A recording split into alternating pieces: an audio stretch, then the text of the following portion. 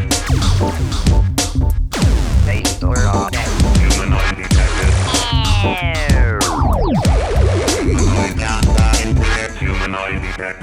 guys, welcome back to Game On. It's Wednesday. We're here for another chat. Thanks for tuning in.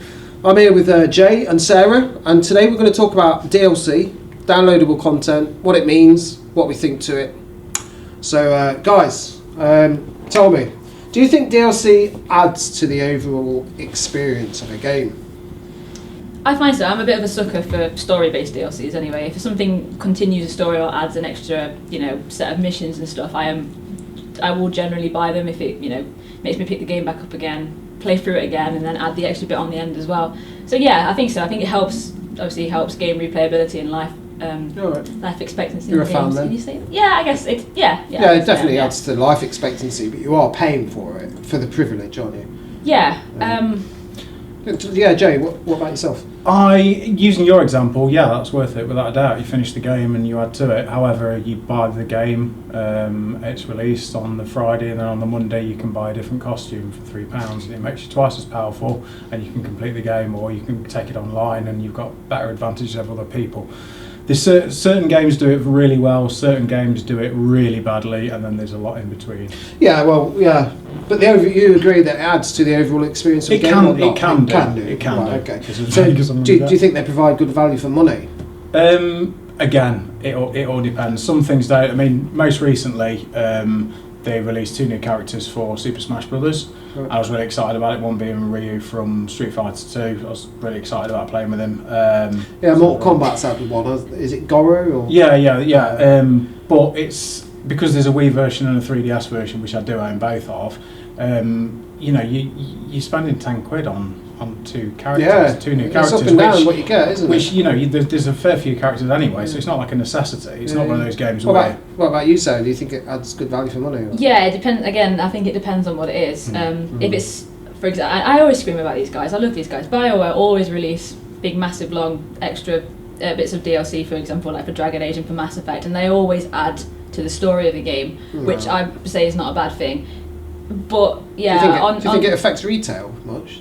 Is it important? Well, they always do like a sneaky thing where they release the DLC and then like a few months later they'll release a Game of the Year edition with all the DLC on anyway. Yeah. So for people who would purchase like all the DLC and then it's like, oh great, so I could have saved myself that money, and then so it's I generally think it's a good thing, but paying like £5 for outfits and stuff, I don't get that. Yeah, is that taken from like the mobile template where? Oh, definitely, yeah. Lots of free to play games, aren't there, with little bits of... Free to play is a little bit different because nobody's really forcing you. You get so far or so much. And but the whole model is based on them buying extra bits on mobile, and are the bigger game companies that are releasing on console seeing that and wanting a bit, so they're releasing you were kind of seeing it with like microtransactions, isn't it? It's generally what it is. Yeah. I think it's more of a microtransaction than DLC, I'd say. But yeah, you're getting you can buy these guns on this game if you pay this much for it. It gives you an advantage over people. I'm not a fan of stuff like that. Was it Mortal Kombat had an outrageous one, wasn't it? Was it you can do quickly do your finishing moves, can't you? Yeah. You could buy them. Yeah. On the day of release. Yeah. But that's the thing. That's the big conspiracy theory around it, where people will have a look into the game code and realise that all of the content is already on the disc. Yeah. So that is what I was going to ask you next. Actually, is it fair that some games you pay to unlock content and then you realise it was already on the disc? It automatically becomes available. It's not like you download it. A lot of it happens a lot. An awful lot. Is that fair? They've already made the content. You're paying like £45 for a game or whatever. You own that disc, but there's this like secret locked out bit that you have to pay extra for to unlock. Is that fair? No, I don't think so. I don't think it is, but it also depends what you're comparing it with. Because if you're comparing it with, say, a film where you might buy a DVD of a film or a Blu-ray or whatever, and then there might be deleted scenes come out, and you'd buy a game for that one reason. So it kind of depends what you're comparing it with. Personally, on games, I don't like it. I don't think you can compare games to much other mediums because they're like 45 to £60 per game. That is like a big investment, isn't it? If I pay that for a game, I want all the work of the developers. Yeah, but how much does it cost you to go and see a film at the cinema that lasts an hour and a half? And how long does a game last you? So if you take it into hours per pound spent... So you think it's a good thing then? I think so, yeah, but I think that, I'm not a big fan of DLC. You don't think it's a good idea? No, I mean, I know a classic example was all the Street Fighter stuff in the latest Street Fighter. I think they had loads of characters on it that were locked out until you actually bought the DLC, and I think that's just ridiculous. And if you, especially for something like Street Fighter where you want all the variation, you want everything that's on that disc. Yeah, I don't know why they do it, because everyone moans about it. So. But the thing is, the only way to stop it is if people stop buying it. So people must be buying it for it to be worthwhile doing. So, true. I mean, examples of it done well. I don't know if I'm jumping ahead on your question. I am about to come to that one. Like me personally, I don't think I've hardly ever bought DLC. Like, by the time I've finished a game, I'm usually done with it, you know. Mm-hmm. And also, I don't like spending extra money. But tell me, what are your? I'll start with you, Sarah. Actually, what are your favourite DLCs that? There's going to be no question, really, is there? I mean, it's Dragon Age. I'm the biggest BioWare fan in the world. Everything I say is BioWare. No, Mark of the Assassin on Dragon Age 2 is one of my favourite DLCs that ever came out. I just think it's a great add-on to the game. It's not a necessary add-on, which is kind of. I guess it's kind of cool because then people who don't want to buy it don't really miss out on anything important on the game, but I just think it's great, really good writing as well, which is it's worth the money you pay for it. It's the same with the Mass Effect 3 one, the Citadel DLC. That was the send-off to the series that you kind of needed. So they'll be my favourite ones, personally. I mean, I am a sucker for DLC if it does add something to the game. Extra, as again, I'm a story gamer, so I want the more stories you can give me in that universe, the better for me. But I've never bought packs and of clothes and things. Oh, nice one. Okay, Jay, what are your favourite DLCs? Again, like yourself, I'm not a massive fan of spending extra money when you've already spent £40 on the game, but things that have done it well and things that I bought the Mario Kart 8 downloadable content. You got new races, new cars, new courses, and it adds something to the game. If you've completed all of the courses, it does add something to it, and that was I don't regret that one bit. Oh, cool. Nintendo quite good at DLC then? They used to be. They're going a lot further down the rabbit hole of amiibos recently, which is something that I'm not a big fan of. Not for any other reason other than the fact that you just can't get hold of them unless you go trolling around shops looking for little toys, and I'm a 30-year-old dude. They're quite cute actually. I went to a game the other day. And they're well made. I totally don't have any. Yeah, but you've got a shelf full.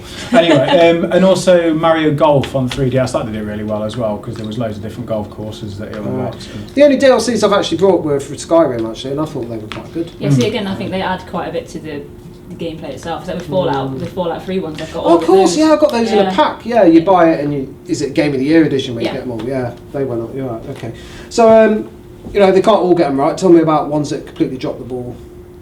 The thing is, I don't really have a lot of experience in the ones that are that bad, because I just flat out won't buy them. I mean, I'm always saying to my son and his brothers that you just don't vote with your feet if you don't like it, because they were spending money on EA coins for FIFA and that sort of thing. Yeah, that's you've bought the game. You've bought the game already. Why are you spending? You're spending your own real money to buy fake FIFA money, to buy fake cards of players. And it just drives me insane. But it must work. It must work, otherwise they wouldn't do it. They must make some decent money out of it. Yeah, I can vouch for that. I've seen loads of people coming and picking up FIFA points. Unreal. That is crazy.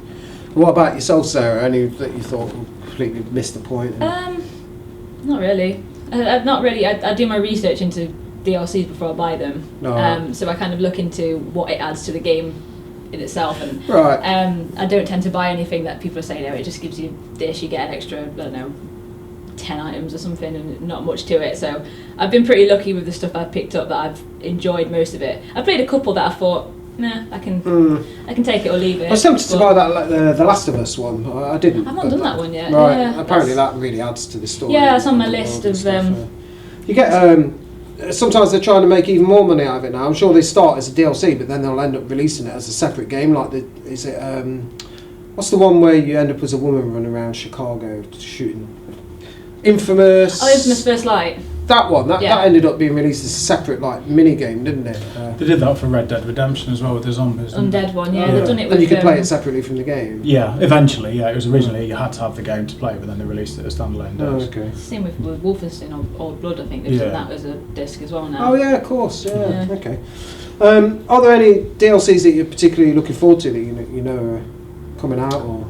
For like The Witcher and Dragon Age? Yeah, the very first time I've ever bought a season pass actually was for The Witcher, purely because there's an extra 30 hours of content they're adding onto it, and if it's anything to go by how the rest of the game is, it's going to be amazing. So cool. I'm looking forward to that, and obviously Dragon Age Inquisition stuff. I just want more Dragon Age. Okay.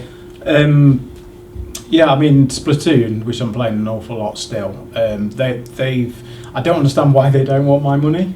It was a £25 game that I got, so it's a reduced price game, brand new. And so far, every week since it's been released, they've either added at least a new weapon to it, or at least a new stage, or both. And it's just fun. It just keeps coming for free. It's absolutely fantastic. It's a similar thing with The Witch as well. They're releasing 16 pieces of DLC all for free, which is they're saying it's to make a point against people who are charging for like outfits and hairstyles and stuff and extra missions and things. They're releasing, I think they do 2 a week or something. Oh, great! Free stuff, which is really cool. Okay, thanks. So, what features in DLC would you like to see in the future? You know, they're quite formulaic at the moment, aren't they? They're just little side quests or little expansions. How can they bring a bit of innovation? Tough one. Yeah, it is a tough one because it all depends on the genre of game. Like, for example, if it's a racing game and they do release new cars or new courses, then that adds a significant amount to the game. And if it's an open world BioWare shenanigans that Sarah likes, then if it's another quest, then it might be worth paying that extra for to get your mileage. But if it's a different T-shirt for the guy or a silly hat or whatever that costs money, then it's All right. Well, it's obviously not easy. Otherwise, they'd be doing it, wouldn't they? But can you think of any features you'd like to see? I think I kind of agree with you. It's definitely genre specific. I mean, with the RPG stuff, they used to do all the big separate expansions, didn't they? Which I thought was always really cool. So if they could probably bring something more like that back, where it's actually worth paying the money for, all right, rather than. I'm up for T-shirts. But talking of T-shirts, let's have a look at Sarah's T-shirt. It's game related, and if anyone knows what it is, leave it in the comments, and the first person to get it right will give you a shout out next episode. And you can even email us a JPEG of yourself, and we'll put it on the screen here. Okay. So thanks for coming in to talking about DLC. You think that's too obvious? Your T-shirt is amazing. Thank you. Really well ironed. How much was it for It's got cat hair all over it as well. Oh, was it? I wonder why I was getting a bit itchy in the eyes. Anything else to add about DLC? No, well, I'm going to do my own piece about Amiibo at some point, and we'll have a bit of a rant about that, or a celebration of that. I won't. But it's a very tricky. It's a fine line for developers to go whether they are going to actually, be seen as a rip-off, or whether it's going to add something to the game. So. Yeah. Okay. Anything to add, Sarah? Can't talk about anything more. Okay. Dragon Age, kind of, really. So that's fine. I'm good.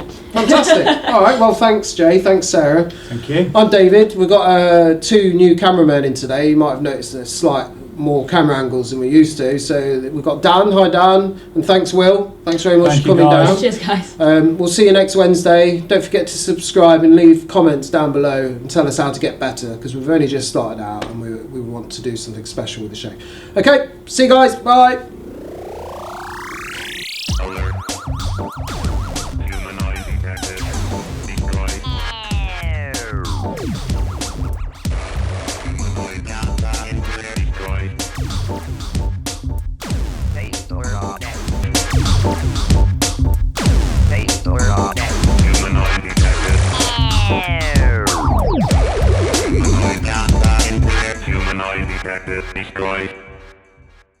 Humanoid detected, destroyed.